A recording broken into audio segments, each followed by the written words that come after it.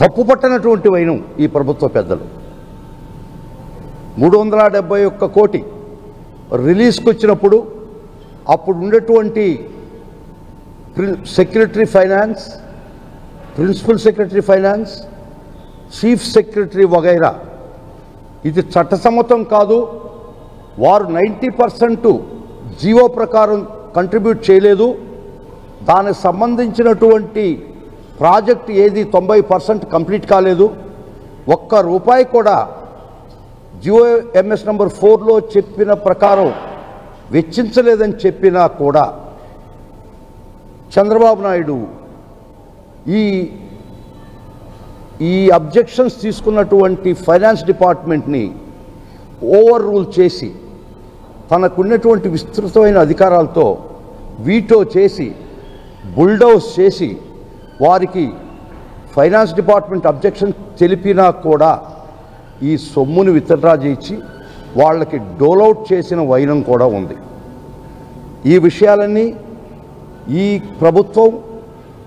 ప్రభుత్వం రాకముందే 2018 నాడే 5/6/2018 నాడే అసలు ఈ కేసు పూర్వాపరాలు పూనాలో directorate general of revenue intelligence CBI వారు కొన్ని షెల్ కంపెనీస్ మొట్టమొదట స్కిల్లర్ అనే కంపెనీ మీద రైడ్ చేసినప్పుడు వారి బ్యాంకు ఖాతాలు పరిశీలించిన తర్వాత అన్అకౌంటెడ్ సొమ్ము 100 కోట్లు వస్తున్నటువంటి వైను, దానికి జిఎస్టీ కట్టనటువంటి వైను కనుక్కొని ఆ కంపెనీ మీద రైడ్ చేసినప్పుడు వారి ఇన్వెస్టిగేషన్లో బయటపడినటువంటి విషయం వారు అప్పటి ఆంధ్ర రాష్ట్ర ప్రభుత్వానికి లేఖ ద్వారా తెలపడం జరిగింది.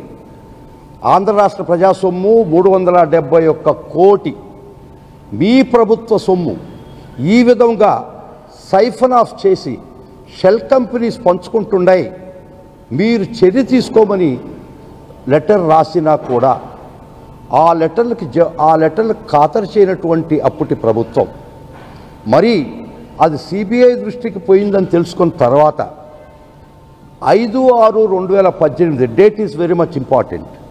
ఈ ప్రస్తుత ప్రభుత్వం అధికారంలో లేని సమయం, కాన్బట్ సిచ్యువేషన్లో ఆ ప్రభుత్వం 5/6/2018 ఒక ఎంక్వైరీ ఏసీబీ చట్ట ప్రకారం కేసు రిజిస్టర్ చేయాలంటే ప్రిలిమినరీ ఎంక్వైరీ చేయాల్సినటువంటి చట్టం చెప్తుంది. దానికి అనుగుణంగానే 5/6/2018 ఒక ఎంక్వైరీ వేసినట్టు ఒక ఎంక్వైరీ వేయబడడం జరిగింది. వేసినా కూడా అది that was pushed under the carpet. Enquiry వేసి అనిపించి దాన్ని అట్టే పెట్టినటువంటి వైనం. మరలా విజిల్ బ్లోయర్ అనేటువంటి ఒక వ్యక్తి, విజిల్ బ్లోయర్ పేరు చెప్పకూడదు, directorate general of revenue intelligence మీద ఇన్ని 100 కోట్ల ప్రజాదొమ్ము లూటీ అయినా కూడా ఎందుకు సీతకన్ను మీరు ఈ విధంగా చూస్తున్నారు దాన్ని అని రాసిన తర్వాత అప్పుడు ఈ ప్రభుత్వం దృష్టికి వచ్చి ఇంత సొమ్ము దోచేయబడినప్పుడు ప్రభుత్వం చర్య చట్టపరంగా తీసుకున్నా కూడా దాన్ని రాజకీయ కక్ష అని ఈ రాష్ట్రంలో ఒక సెక్షన్ ఆఫ్ మీడియా ఎంత దూరం ప్రచారం చేసిందో మీదందరికీ తెలుసు.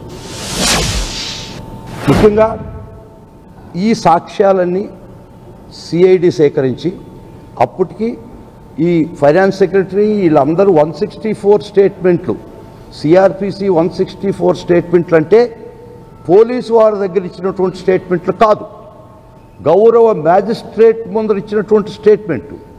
ఆ స్టేట్మెంట్లకు అంత శాంక్టిటీ ఉంది. గౌరవ మ్యాజిస్ట్రేట్ ముందర ఈ ఉన్నతాధికారులు ఫైనాన్స్ డిపార్ట్మెంట్లో ఉన్నటువంటి పనిచేసినటువంటి అప్పుడు అబ్జెక్షన్ చెప్పినటువంటి secretary, principal secretary, chief secretary కొందరై 164 స్టేట్మెంట్లు మ్యాజిస్ట్రేట్ దగ్గర ఇచ్చిన పిదప